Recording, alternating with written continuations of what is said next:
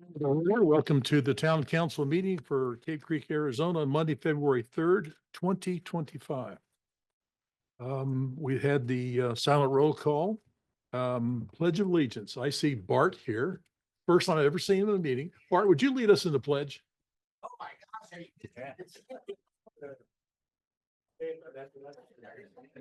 Hard to mess up.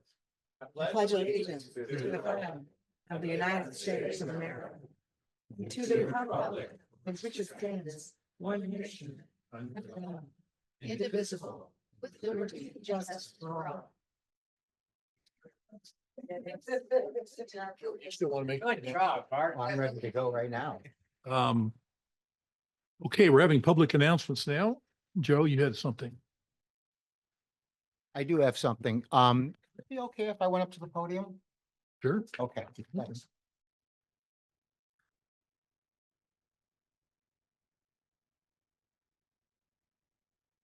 Thanks, everybody for coming tonight. Is this turned on? I guess so. Okay, good, good. I'm short, so.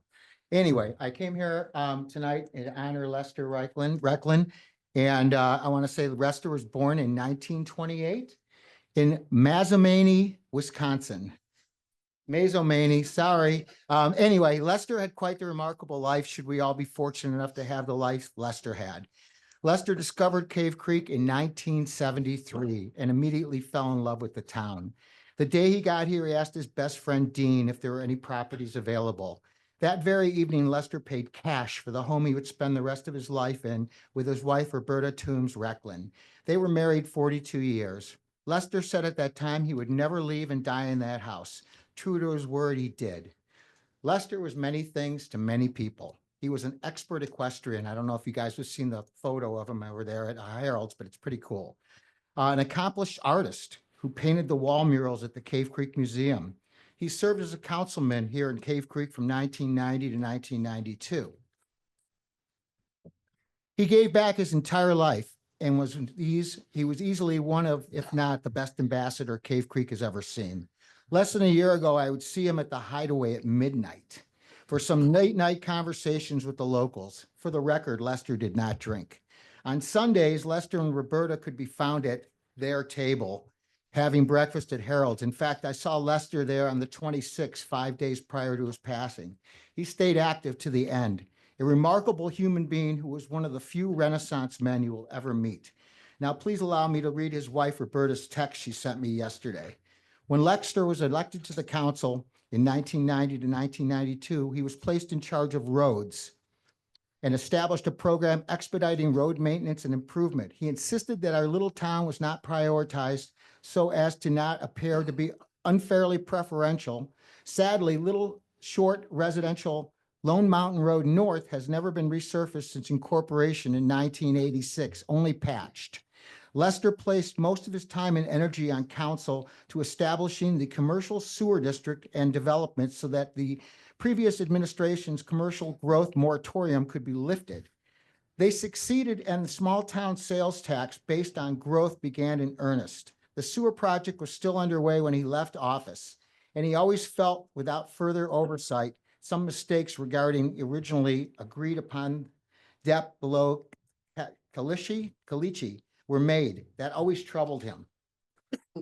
As an independent businessman since age 20, and more recently a budding artist in Cave Creek, at that time, he was proud of our small arts and crafts and entertainment festival business called Lester and Roberta's Magic Bird Gallery and Festivals. While it was a private enterprise, it was also a community event enterprise that grew yearly in scope and impact through the 1990s.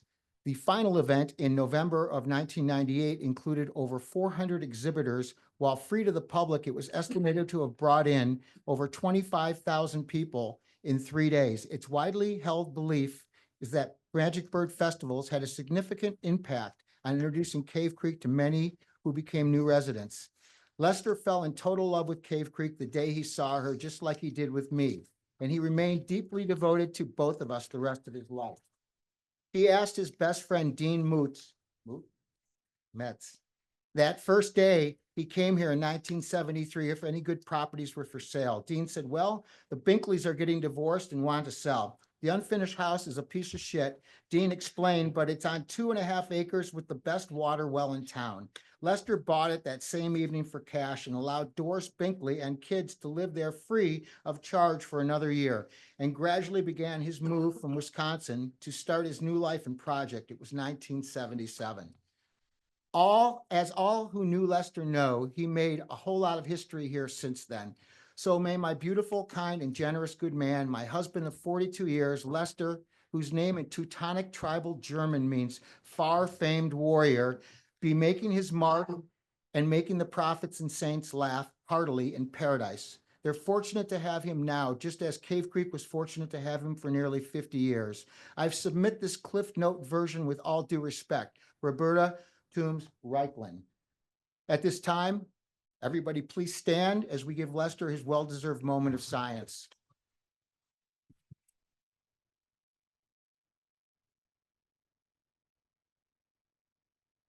Thank you.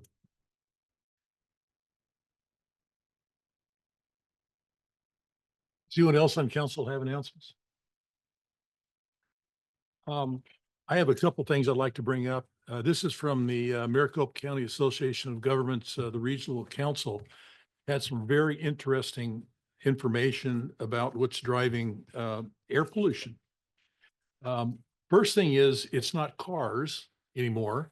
Cars are pretty darn clean. The ozone, the ground level ozone, which we are not in compliance with, and there's a big controversy with the EPA because it's coming in from Mexico and from LA, and there's nothing we can do about it. So in spite of that, the law says you've got to be put on non-compliance and have all these and potentially lose funding for a lot of things. It's the ground level ozone is not coming from here. It's kind of coming from other places and moving into our area. The new one is PM10. Those are small particles that are less than 2.5 microns, and they get in your lungs and don't come out. There are two sources in the valley here, and we are generally in compliance except for down along the Salt River, kind of the Buckeye and that sort of area down there where which is the lowest part of the valley. Stuff settles down there. And the source of it is fireworks and fireplaces, interestingly. It's not the dirt in the air. I would have just off the top of my head said it's got to be the dirt that's kicked up by the wind, but it is not.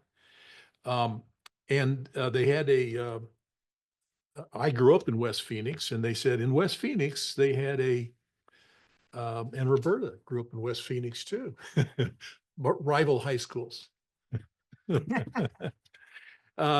The West Phoenix had a 258 micrograms per meter cubed, which is the equivalent of Lahore and Beijing and places like that. It really was way out. And it's enough that you have one day like that, and it kills you for at least the month and maybe the year. And the standard, I think, is 11.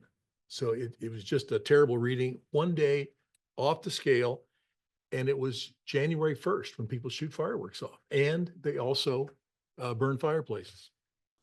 So there's a lot of work on that, because if we don't get some kind of relief or find a way to prevent this, then we'll be out of compliance, and then we lose highway funds and all sorts of things. I brought up, why not outlaw fireworks? I mean, if somebody with the fire hazards we have, and now this, it just doesn't seem like something that ought to be out there. And one of the mayor, I won't tell you what he said. One of the mayor nudged me in the ribs and told me why. And let me just say, it has something to do with the legislature. Anyway. So that is it. The other thing that was interesting, we have 331 miles of freeways in the Maricopa County and the northern part of Pinell County. And the plans for freeway constructions go out to 2045. Hope that was interesting. Anybody else announcements? If not, Grady? Thank you, Mayor. Mayor and Council, you recall at the last council meeting, we had a resident that spoke about concerns about the wildfire that we had at the beginning of the month, kind of paralleled about the same time that the Los Angeles Palisades fire was going on. And I mentioned at that meeting that we had been working on establishing a wildfire preparedness meeting or two, and we actually have two that are scheduled. First one is March 13th at 3:30 at the Cave Creek Fire Station, just down Cave Creek Road. And the second one is April 9th at 3:30 PM at Desert Foothills Library. As part of our preparedness for the fire season coming up, we've also finalized the dates for our community brush cleanup drop-off location, which we've been doing over the last number of years.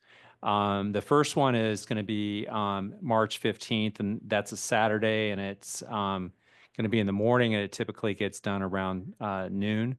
And then the second one is April 19th. Again, these are at the Water Ranch, which are right on Carefree Highway and adjacent to where the new food bank is being constructed. So those are the two things I wanted to bring up. And then I also wanted to let the residents and other people in the audience know that we recently have gotten some new chairs. They're not new, they're actually hand-me-downs from the Holland Center. But when I found out that they were going to surplus those and I sat in them and I realized how cushiony they were compared to our old ones, we got a smoking deal on them. And so it makes it a lot easier for people to sit through a longer meeting than, the old ones. So anyways, that's all I have to report tonight, Mayor and Council. Okay, thank you. We have a proclamation this evening. The 60th anniversary of the Carefree Cave Creek Chamber of Commerce is upon us. And I won't read the entire thing, but it was established in 1965 with the mission of fostering economic growth, supporting local businesses, and enhancing the quality of life. They've been, a lot of people have been through there, and so we're going to honor them with this proclamation on their 60th anniversary. And just to let you know, Cave Creek's anniversary is coming up in 2026. That'll be the 40th anniversary of Cave Creek. So we're planning a big party at Bart's place. Yeah. Mayor, I have someone for a call to the public as well. Oh, okay, I'm sorry. Yeah, call to public. Gary Sprague.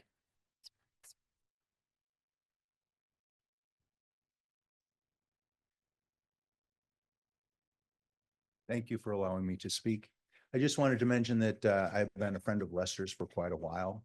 And if I'm not mistaken, and I just want to bring this up as a point of history for Lester, that I believe it was 3 years ago during the rodeo parade, I got a call from Evelyn Johnson, who at the time was in charge of the museum.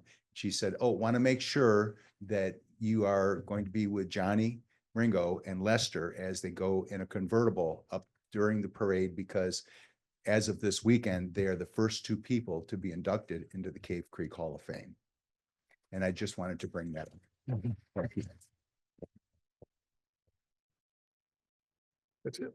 Okay, first item on the agenda is the council consideration and possible approval of a special event application for Cave Creek Bike Week during the period March 28th, 2025 to April 6th, 2025 per town code 114.02. Well, those chairs couldn't have been too comfortable.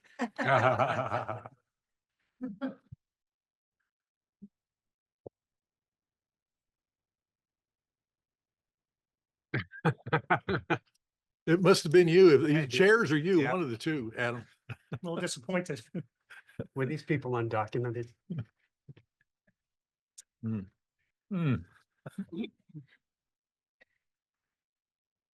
Sorry, Tom. Good.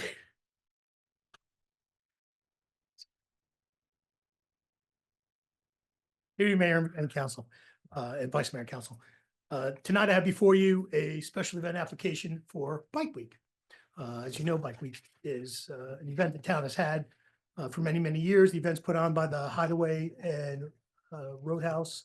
And this year, excuse me, this year will be March 28th through April 6th. And per town code is required any event that goes on more than 4 days has council approval. The event is paid for by the Hideaway Bar and Grill and Roadhouse. They pay for traffic control, they pay for the increased law enforcement and the only cost to the town is staff time. The staff has reviewed all the traffic control plans. We did send the traffic control plans to an independent traffic engineer this year for their comments and their reviews as well, to see what we could do to perhaps dot the i's, cross the t's, make traffic flow just a little bit faster and safer, because again, public safety is number one. Again, all town department heads have reviewed this, and it is before you tonight. Road closures will be taking effect Saturday, March the 29th, Sunday, March 30th, and then they'll be reopened on Monday, Tuesday, and Wednesday. And then starting Thursday, April 3rd through Sunday, April 6th, the road closures will go up in effect again. So traffic will be restricted to one lane in each direction, one lane northbound or eastbound, one lane westbound. Maricopa County Sheriff's Office has been contracted to be in the crosswalks. And, you know, we've had this event for many, many years. We've had one major incident in all the years I've been here doing it. And thank God that was outside of the traffic control plan. It was a motorist ran a stop sign and suffered a very heavy price for that. We're asking for the approval of this special event permit, and I would be more than happy to answer any questions you may have. Again, the costs are to be bared for the traffic control and the law enforcement by the Hideaway Bar and Grill and the Roadhouse. And again, we have sent this out for independent review, the traffic control plan for independent review from a traffic engineer. Happy to answer any questions. Cynthia? Cynthia. Okay, no, just one question on the upgrade of the pedestrian walkways that are in other parts of town, like between Kiwanis and Dairy Queen. Is any activity going to be happening there before we get to Bike Week? Or are those improvements later in the year? No, the town manager has made it very clear we are going to have those traffic improvements before Bike Week. Yeah, just to let you know, you'll be seeing a request. I went ahead and said that this was a safety concern. And so rather than kind of splitting the purchase into two, I went ahead and authorized it as one. And then you're going to be seeing a request for ratification because it exceeded my expenditure authority. Okay. So, but it's such an important thing to get done and it needs to be done prior to this event. Thank you. So, some people feel that Bike Week is a major expense to the town, but I believe that it's the merchants that are really footing a lot of the bill. Do you have any idea how much money the merchants are spending in helping the town with Bike Week? So again, as I stated, the costs are all to be bared by the Roadhouse and the Hideaway. And I would think that the representative from Hideaway, if he felt he wanted to, he could probably tell you that number. I don't know off the top of my head. I know it's probably more than my salary. Thank you. other questions? Make motion? Yeah, sure. Okay. Sorry. Motion to approve the special event application for Bike Week during the period of March 28th, 2025 to April 6th, 2025 per town code 114.02. Second. Okay. And I believe that Bike Week is a big success. I know there were no incidents last year and we had the biggest crowd we ever had on Saturday, ever in 20 years. Also, a lot of people think that Bike Week hurts the merchants during that time period. It does not. I'll point out that a lot of people, and I went last year myself, they told me that, hey, I'm going to come back here when it's a free weekend, when this isn't all going on, and I'm going to explore your town. I'm really interested in it. And they spend money at that time. So. Someone else had it. You had said- Yeah, this is a diverse community. We have a lot of artists in town. We have the rodeo, we have Bike Week. As far as I'm concerned, they all add to the ambience of a wonderful little town. Just a general comment that it's still a concern to residents on noise abatement and on the flow of traffic through town. I think there is support for it in general, but still concerns about maximizing convenience for residents who are trying to still get through their day. So again, these are the things that I think residents will still be looking at during Bike Week this year to see if we're making some progress on that. I'm glad to hear that the crosswalks will be operational and that will add to the pedestrian safety. Seeing no further comments, this is, this is not financial. I had one comment. Oh, I'm sorry, Dusty, I didn't. see you. Bike Week's gonna happen whether or not, whether or not we want it, just simply because it starts out down in Scottsdale. The best thing that we can do is work with the community and make it as safe as possible, and I think we're doing that. Okay, anybody else? Yeah, Want to miss it? Okay, so we'll have a voice vote on this. All those in favor signify by saying aye. Aye. Those opposed? Motion carries 7-0. Thank you. 75,000. $75,000. Wow. Yeah. That's just for the road. Yeah. Not advertising, staffing. Council discussion If, approval of the. if you co- put in advertising staffing, it's going to be considerably more, I get it. Yeah, thank you. Thanks for your contribution That's to it. where, they got all these vendors, they make all the money with vendors. No. All that money goes to pay for all this so that we can just open up as a bar and restaurant. Thank you. And actually, a lot of the businesses, Harold, Tiffany, they all chip in for, a lot of the road closure. They start helping because they know it benefits their business. Plus, I am renting TC's old lot and she actually helps chip in that, so it helped her for Friday night. For her bull riding, for parking during that busy week. And we tried all the kind of 4 bars right there.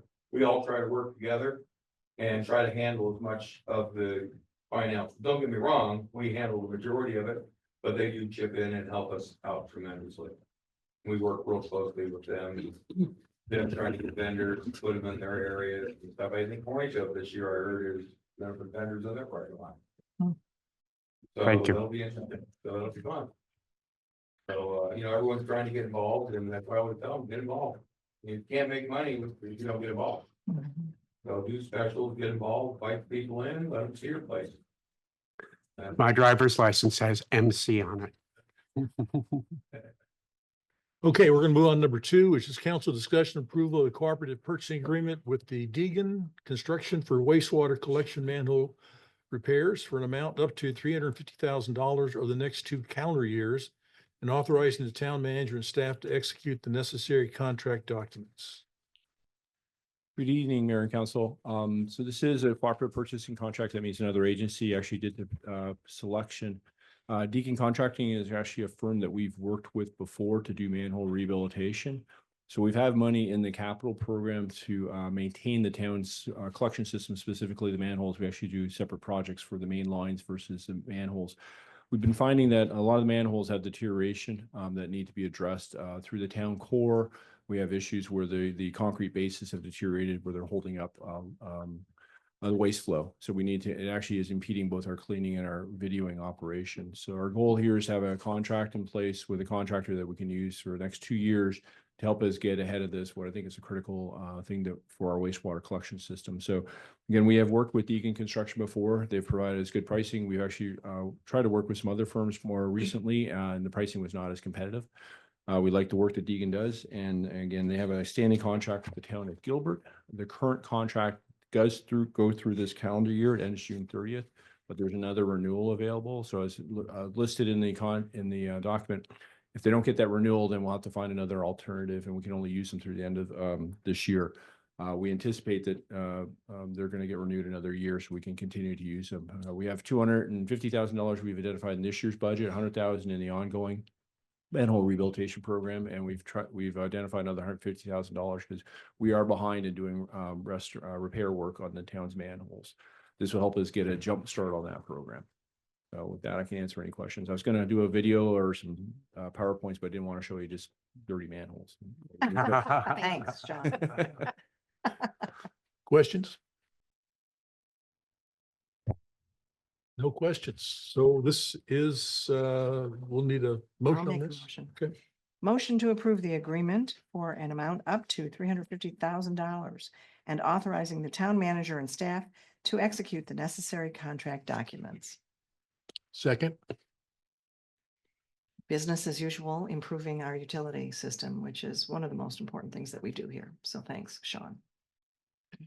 I won't, this was one of on the Water Advisory Committee got this program going with the grease in the sewers. And I want to note that we haven't had a single odor complaint that I'm aware of at the water ranch since we got the grease out of the sewers and started operating it. And it really is important to fund this stuff. We're already saving money. So some of this damage, I'm sure, is due to the high hydrogen sulfide content we had for years there. With that, other comments from council? Okay, this is financial, so do a roll call, please. Councilmember Friedman, Yes. Councilmember McGuire, Yes. Councilmember Rhodes, Aye. Councilmember Augerton, Aye. Councilmember Driscoll, Yes. Vice Mayor Royer, Yes. Mayor Morris. Aye. Motion carries 7-0. We're on to number 3, which is council discussion approval of resolution R 2025-03 of the town of Cave Creek, Maricopa County, Arizona, declaring support for local control of short-term rental housing and urging the state legislature of the state of Arizona to recognize the importance of local regulation of short-term rentals. And this is presented by Mayor Morris. The mayor of Sedona put out a call to all the towns in Arizona asking for help. They have an unbelievable amount of their property that's been converted over to short-term rentals, and the whole town is turning into a short-term rental place. Well, they've got, schools and school kids and a lot of things. They want to have a real town up there, and it's turning into a big hotel. And so this is they wanted a lot more than what we have here.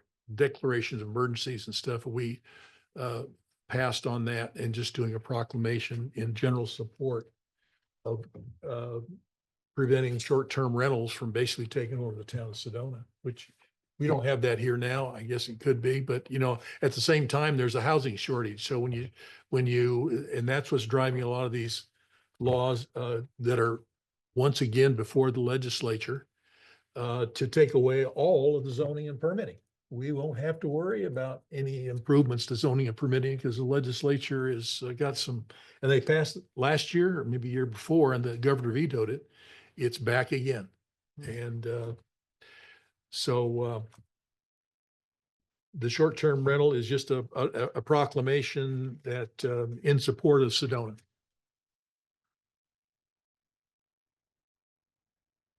Okay, so I'm going to make a motion then to approve this proclamation. I move that it be approved. Sorry. Resolution, excuse me. Second. Any discussion? I just had one question that I had highlighted on page 26, where it indicates Arizona is the only state in the country that preempts local government from regulating short-term rentals. I found that very surprising. I don't know. Is it who? The legislature, excuse me, don't worry, I'm not contagious, but I have a severe infection in my lungs. The legislature has historically limited the ability of local governments to control short-term rentals. This goes back almost 15 years. And they adopted legislation that in effect really did prevent control. The league stepped in and we have a modest degree to control, and that's what you do. You do not have, so that is a true statement. You do not have the problems that Sedona has. Sedona really went to the extreme. This is a modest approach that acknowledges what you are doing, and it's a good statement without going to the extreme of taking the legislature on. Okay, thank you. Did you have something? Someone else? Question. Who was the state legislator who proposed this? I don't, which propose this? I don't know. I don't think there's a single legislature this is aimed at. As far as I know, there is none. Okay. No single name. I believe it's bipartisan support. That there's Democratic and Republican support for preempting local zoning. Well, the zoning, yes. Yeah, it passed. It's Mhm. There's a substantial development lobby in the state legislature for more houses and smaller lots, no permitting, time clocks on permits, you name it. It's in there. It's great. Just to add on to this, Senator Kavanaugh, both as a senator and as a House member, has been very supportive of communities and trying to regulate and re-regulate short-term rentals. And so he's been a friend of ours in the legislature on this particular issue. Not saying that's all issues, but on this particular one, he's been a stalwart supporter of local governments on trying to re-regulate this because he sees that this is a diminished value to property values potentially, or changing the character of neighborhoods from having neighborhoods be a bunch of rentals versus being owner occupied, and also impacts on schools and also your sewer and water utilities, having more people that are in a home than typically were originally intended. So there's just potentially a lot of impacts. But anyways, I think Mayor Morris's approach on this is very wise because it was something not, we wanted to show our support and demonstrate it, but we didn't want to go to the wall on it because we're not really quite affected in the same way. And I think this is a very prudent approach to show our support by at the same time not go overboard on, making a point to the legislature. Other questions?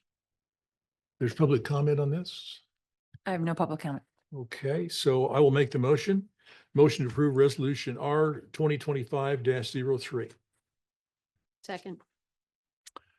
We'll voice vote. All those any other comments? I guess any other comments on it? All those in favor say aye. Aye. Opposed? Motion carries 7-0, and we're on to a departmental staff report. Presentation of the utilities quarterly report by, I presume, Sean.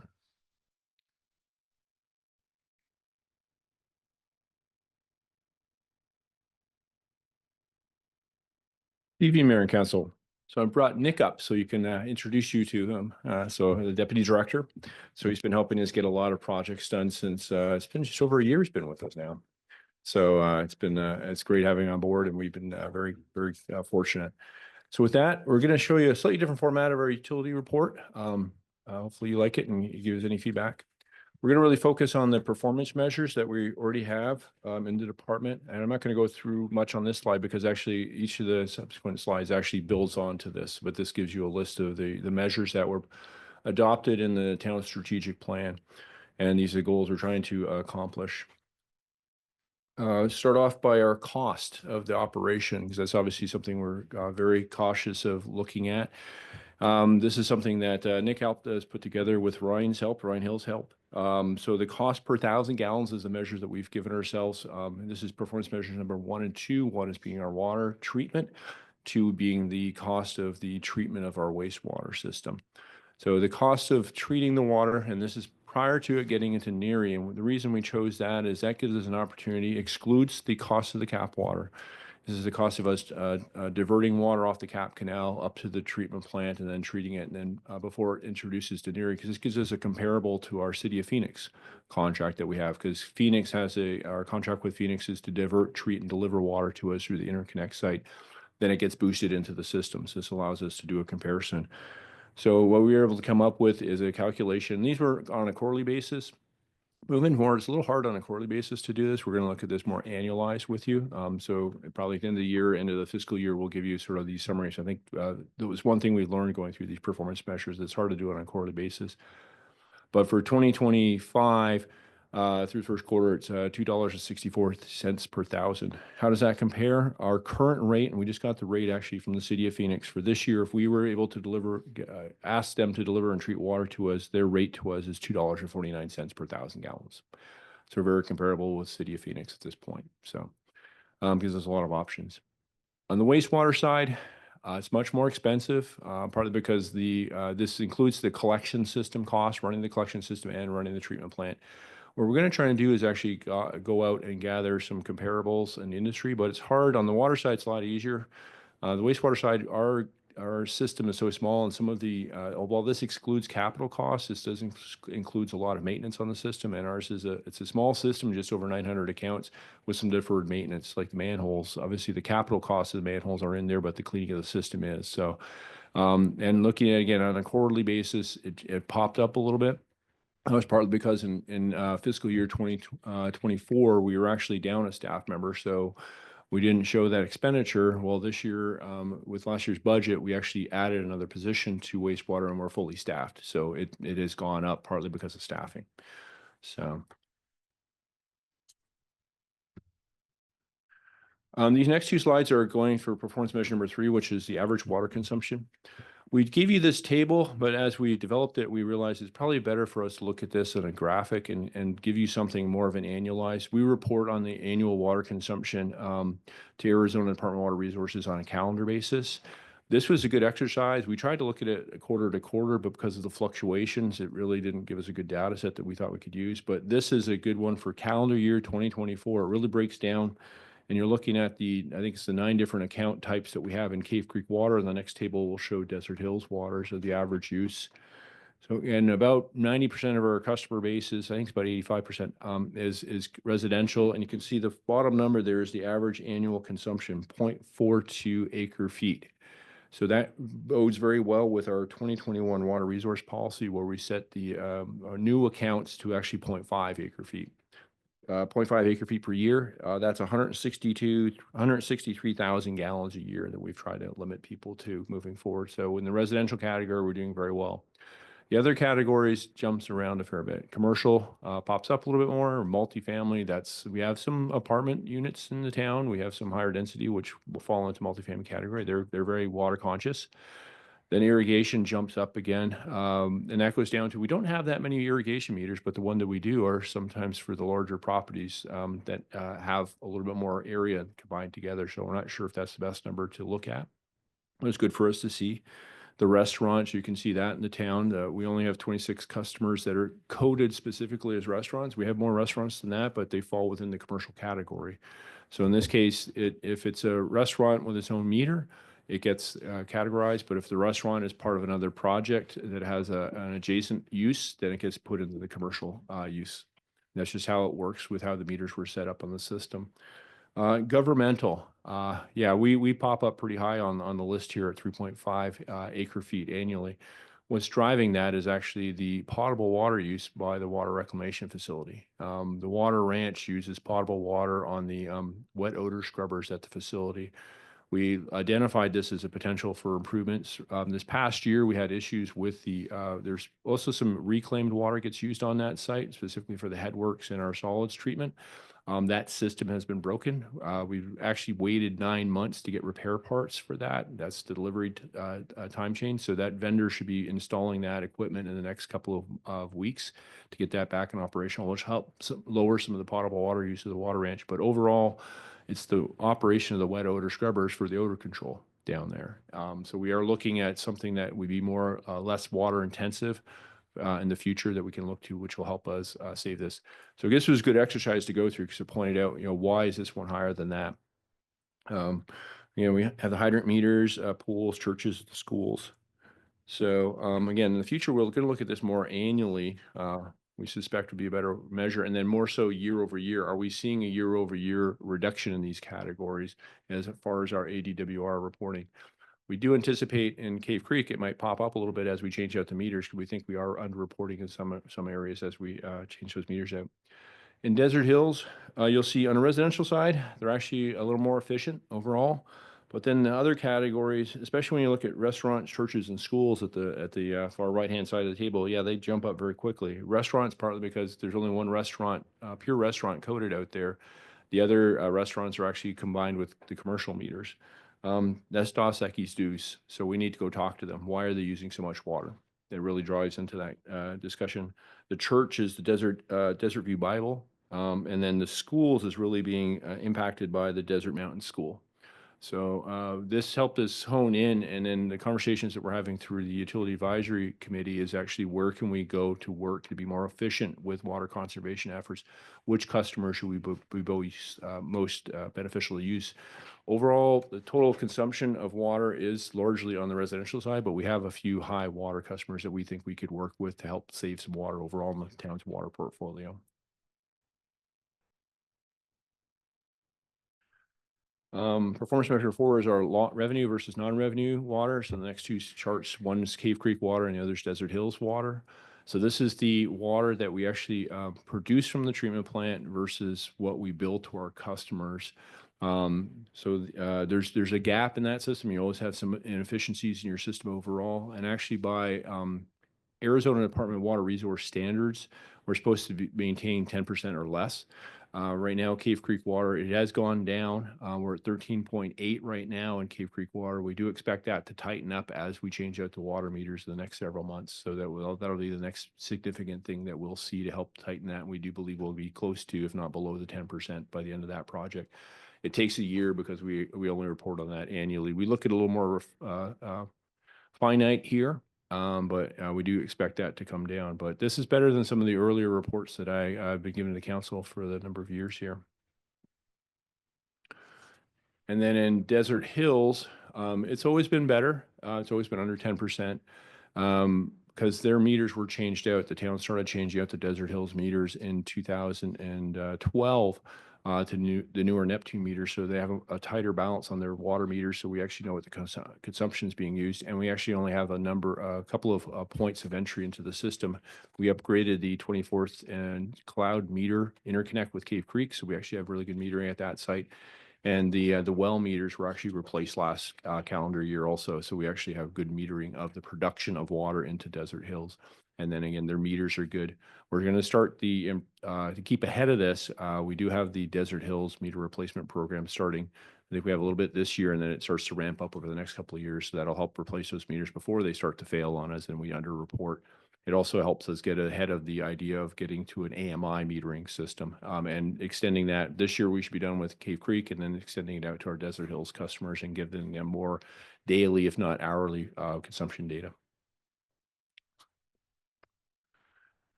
Performance measure 5 is our compliance on the water and wastewater regulations. We struggle with this a little bit to show you how do we show you that we're doing good? And the fact that the town completes a lot of testings on all our systems. We have regulatory tests that we have to perform daily at the treatment plants. And then we have monthly, quarterly, and annual reporting that we do in the distribution system and at the treatment plants. So overall, we try to strive to meet 100%. On all those things and whether they're applicable. The town staff, and give them lots of credits, do a lot of sampling of our system, and we do a lot of work to try and maintain compliance with the system itself. We wrapped in at the bottom chart there, sort of the beige color, or not the beige, sort of light pale pink, I guess. The other regulatory, so that's our pre-treatment, our backflows, and then the lead and copper sampling. The pre-treatment is on the wastewater side. That's again the keeping material out of the collection system that could damage the collection system itself and or the treatment plant. And then the backflow is the devices that are used to help make sure that we don't get water back from people that once we've sent it to them. The backflow jumps up and down a little bit more just because the number of accounts, and then some people do fall behind, but we sent them on, they're getting annual backflow testing. But so every year there's always a few people who go beyond the 1 year and they get notices and they get compliance. It shows at 70%, but in fact, we have very good compliance overall, but because that rolling average, you get this lower number. Lead and copper is the sampling that we do in the system itself. That's separate than the work that Nick's been taking the yeoman's job on the lead and copper, or the lead service line sampling that we've had to do. And I think I talked about it a little bit later, but this is the sampling of the water. I think we do it on a 3-year rotating basis. So we do Desert Hills and Cave Creek on alternate years. And I believe it's a 3-year cycle. Is that correct, Nick? Historically, yes, it has been the triennial. However, that's going to change with the new requirements. It's going to be about it'll be every year until we can determine that there's no lead service line. So it is ramping up, but we're all ready for that 100% compliance to keep that going. The last of the standard performance measures is something I know we struggled last time. So we actually got this chart and the image, which I think will help out, which is monitoring a septic system failures. So what this graphic is showing us is the red stars on the map. You can see the town's collection system. It's not that extensive, but the red stars are the ones where we're getting requests from customers to do repairs on their collection, their septic systems, on-site septic. And the blue dots are new septic requests that we come through. So we actually we're required to actually issue letters on both. We send those to the homeowners, which then can use that to get the appropriate permit for Maricopa County Environmental Services. So the town doesn't issue the septic permit, but the Maricopa County won't issue the permit unless they get a letter from us as the regulatory agency the municipality to say, yes, they're not required to connect and they can issue a new septic permit. So I think what I gathered was a takeaway on this is, are we starting to see more failures in areas close to where the dry sewer areas are? And or in say Black Mountain, the area east of Cape Creek Road on Black Mountain. And from this sample data set, I'd say no. We are seeing new construction in the dry sewer areas. And there's a few red dots that are showing up in Black Mountain, not extensive, but those are the few requests that we got. And if the property lines are exceed 300 feet, any property lines more than 300 feet away from an active town sewer, they're not required to connect. So that's the few permits that we've issued out in that area where their partial lines are further along. In the master plan, we did identify a project to both bring both the dry sewers and the Black Mountain areas into the collection system, but they're both very expensive projects. So the town will have to discuss further. I think if memory serves me, each project would be about $7 to $8 million each to bring them all in. But that's something we can look at. But this was actually a good exercise to go through because it really helped us map it out. And now we can map it out quarterly, and we can show that and show the additive over year. Total water production. We've shown you multiple graphs before. We're trying to streamline this a little bit more. So the solid red line, we had a full calendar year. Is where did we end up last year? We're pretty consistent with years before. From calendar year 21 and 22, we did see the drop in 23 to 24, and that was really when the conversion of the Carefree customers, the disconnects of the Carefree customers started to occur. We saw about a 200 acre-foot drop in the average water production necessary for the system overall.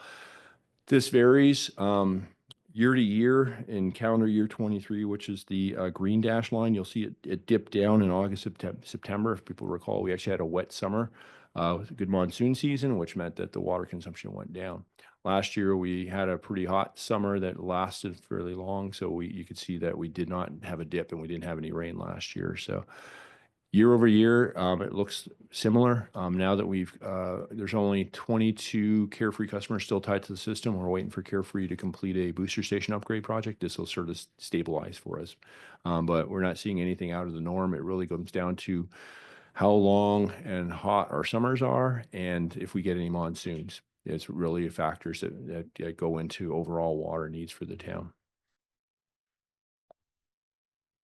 And that consumption is actually, this is the CAP treated water that went into the system and the well water that went into the system, the 3 wells in Desert Hills.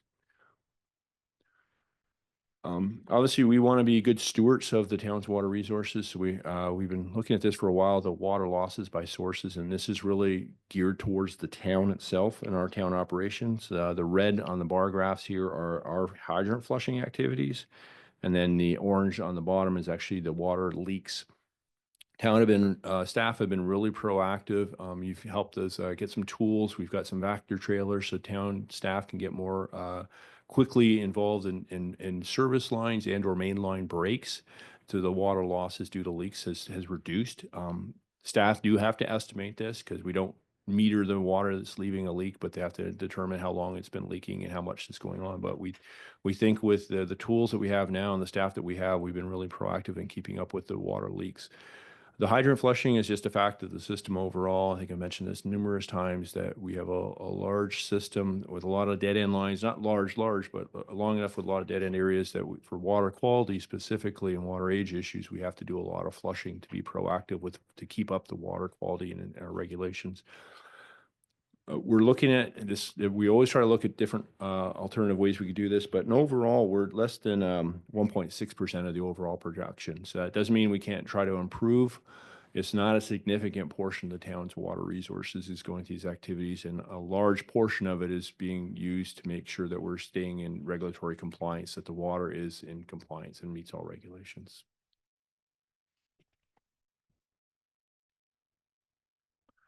Just updating a couple of projects. City Phoenix Interconnect. People are probably noticing that the reservoir is nearing completion. So the roof dome is done. They're just working on the exterior wall right now.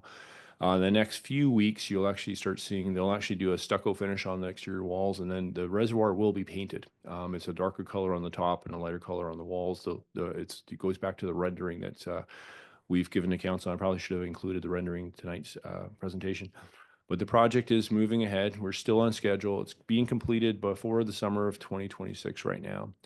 Why so long? It's just the delivery of pumps, motors, electrical gear on the site. So while we did an early award for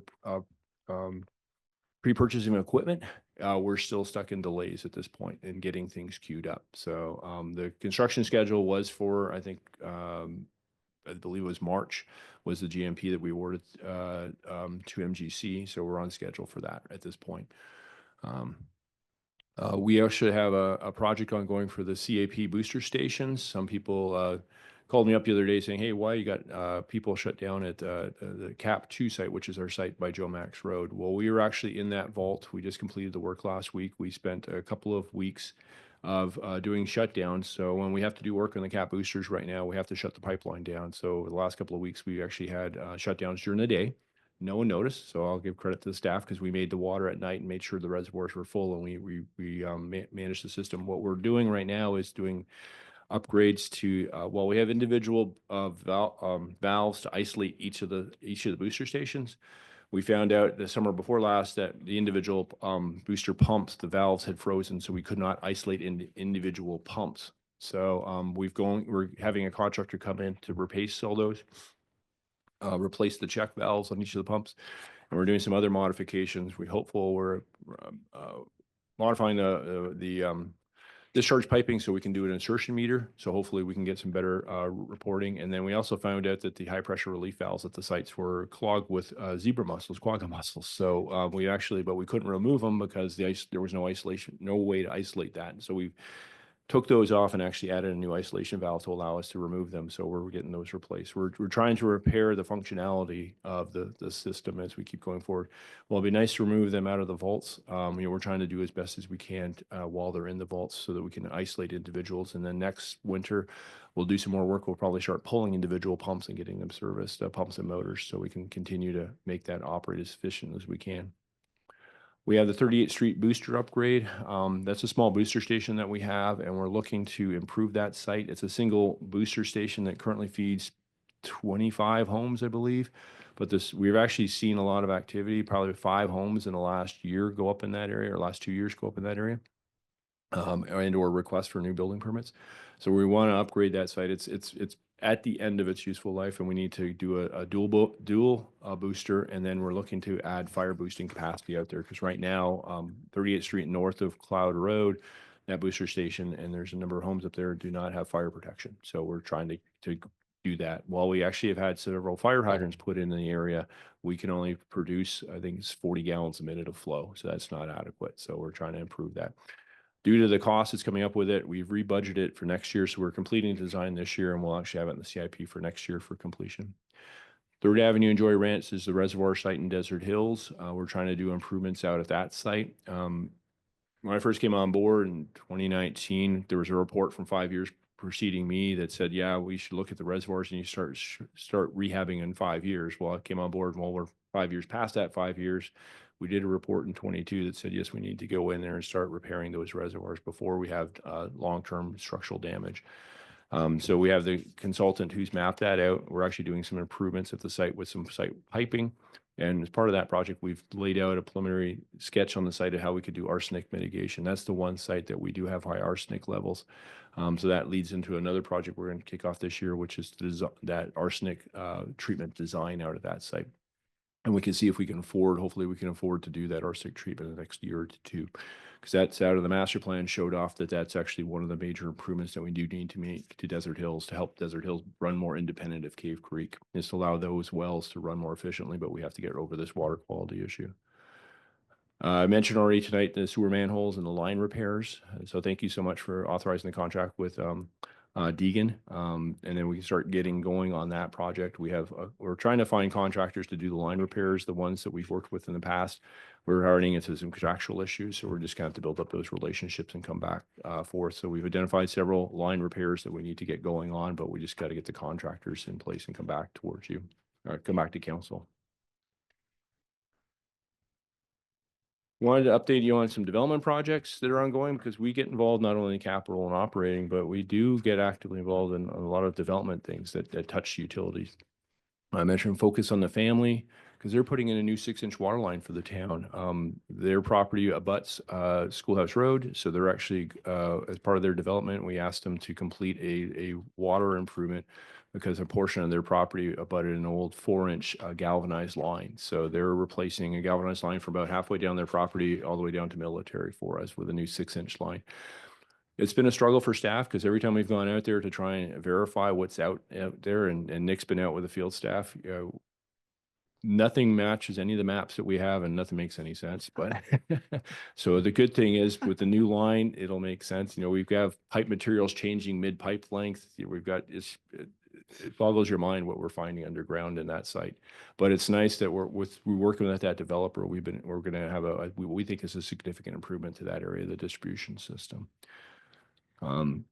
We have Cahava Springs upcoming, so I think we're working with a new development agreement. The current development agreement expires this year, so the property has gone back to the trustee, and we've been working with the engineer that's been retained by the trustees on a new booster station design for that. So we've seen some stuff. We're really pushed back on the fact that we wanted 2 off-site boosters to to feed the site, not a single booster, because that makes for better utilization and better pressure zone setup for the town in the future.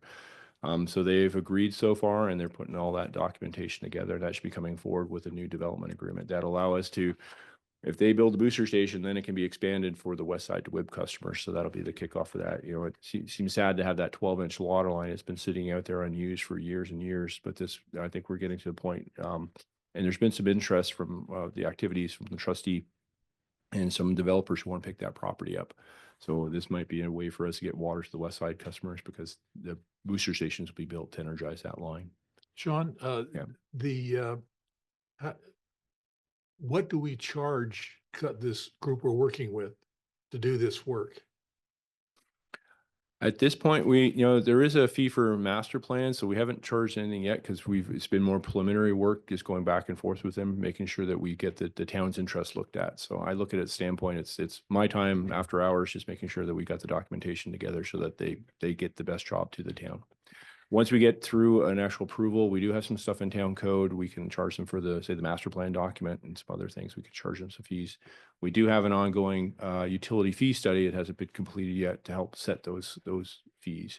But in this one specifically, the real goal was to, I think it was in the town's interest, and especially working with the west side WIB customers to make sure that we can get a good product for everybody and it won't impact the system. I just like to say that when someone comes in to do something like this, they need to pay for it. Yeah. I was just going to comment, Mayor, good point that you're bringing up. If you recall, when the council adopted the new user fee schedules, one of the things that we had that we did not have before was a development agreement fee that helps us recover the cost for our attorneys' times and staff time involved in working on these types of things. So there is it's not as much, obviously, that you can recover, across the board on every single project, but at least it allows us to have some cost recovery for the amount of time involved in this. So I don't know what the specific amount of time is, but it's going to be amending the current agreement. And we're trying to get some additional things out of them, like Sean mentioned, some of the other improvements that might benefit the system overhaul, as well as maybe the neighbors that are wanting at some point to be connected in that area. Sean, those lines that run down there in Cahava Ranch or Springs, how long are those lines usually good for before they have to be replaced when they've been sitting dormant? Well, they're sitting dormant right now, but we've actually made sure that there's water in the pipeline. So we didn't want the rubber gaskets. That's our biggest concern is the rubber gaskets would dry out. But yeah, we've actually talked to the developer and the trustee more so saying that they need to repressure test the line. So they're actually looking to actually see if they can do that because they want to remove that uncertainty for people bidding on the project. But in reality, those pipes, once they're installed, they were originally pressure tested, and then they were basically then shut off, and the pressure was released in some ways. At the bottom of the hill by Joy Ranch Road, it's actually got a fairly good amount of pressure because it's actually got water all the way from the hill coming down at them. So I can't give a specific answer how long. The main thing for us is making sure that the pipe does not dry out and that the rubber gaskets don't dry out. So as long as they're wet, we're pretty comfortable that it'll hold together because they're push-on joints, so they've been physically connected together. And as long as that rubber gasket doesn't dry out, we should be in good shape. But we will require them to repressure test the line, and then they have to clean it and rechlorinate it before it goes live. And how old are those lines now? The line's been built in two sections. The first section went in let me test my memory. I think it was 2008 was the first half of the pipeline. And then the second half, which ran, basically it was built in two halves. And the second half, which continues up the hill, was built in 2017. So we have two different vintages of pipeline in the ground right now. Very good. Yeah. Mr. Mayor, if I could compliment Sean, the Cahaba project about 15 to 20 years ago, up until Sean's arrival and the new trustee, was really just replete with litigation. We actually received a $20 million notice of claim, and there was lots of time spent litigating and not much time designing. The new trustee, who has foreclosed on the property, and their engineers have greatly appreciated the work that Sean and his team have done as they've worked together. I mean, it's the theme we give to the developers and we give to cities and towns. It's much better to pay an engineer as opposed to pay two lawyers to fight. And this is actually working out quite well. Well, thank you for that, and I'll pass a lot of that along to the staff. The staff have been really trying to learn what's going on the best for the overall system. The other project we want to highlight is the Zone 9 fire booster. This is the one that's in relation to the development agreement that we have in place with Continental Mountain Estates. We have retained NCS. They are moving ahead with the design. The biggest hurdle is the working with APS. So they've reached out to APS, but it's not going as quick as we'd like. So we're trying to see if we can help expedite that, to see if they can upgrade the electrical service to allow us to put the 500-gallon a minute fire booster pump up there without having to run it off a generator permanently. The developer has put his money into escrow, so it's all ready and the project's waiting. So we're just trying to see as we work through the design, but it's moving ahead. And again, there's a whole slew of projects that we work on every day. We work very closely with our development team, staff members here in the town, making sure that we address the town's utilities moving forward. So it just takes a lot of time. Just wanted to point that out. And Nick does the yeoman's work on a lot of these development projects as they come through. He's doing a lot of the first-hand reviews. I get involved when they get tricky in our remember an area, but he's been really picking up the slack that I can't get to stuff.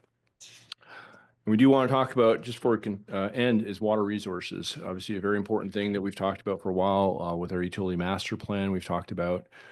We still do not have a end goal or an end number of what's going to happen post 2026. January 2027 currently is when the current plans for dividing up the water on the Colorado River expire, and then the basin states have to work on a new agreement, and the Bureau of Reclamation will be the agency that's responsible for doing that through the Department of Interior. Both the Department of Interior and the Bureau of Reclamation, there are no leadership staff in place right now at this point, no appointed, so we're not sure who's going to be in that. We're not sure with the new administration what will happen out of this, and then you have to get the states to work together, but something will happen. The river itself has been over entitled since the 1920s when the division was put in place. It's just no one was using all the allocation till more recently. And then now we have good historical numbers that the river cannot produce the amount of water that was divided amongst the states. So there is a fundamental rearrangement of the water. So we do expect Arizona will see a shortage. We're just not sure what it is, but we're working towards alternatives that will help us bridge that gap. We have several both short-term and long-term strategies that we're working on. We're planning a council workshop to highlight some of those things. We're looking at ideas like water exchanges. We've had some really good conversations with the City of Phoenix. The town has long-term storage credits. Can we do some exchanges with them through the Interconnect site? Can we do effluent exchanges with them to generate water resources? We actually are meeting with another Valley City about some exchanges. Also, we're looking at any new cap water rights that might be available, although they're few and far between. The town has joined the Bartlett Dam project. It's actually called the Verde River Sedimentation Mitigation Study is the formal name.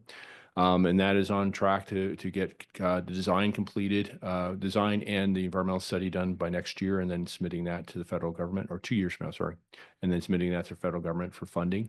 So we're tracking that, and then we're looking at other opportunities. We've talked about redrilling the town's wells, or reactivating, sorry, not redrilling, reactivating a couple of the town wells.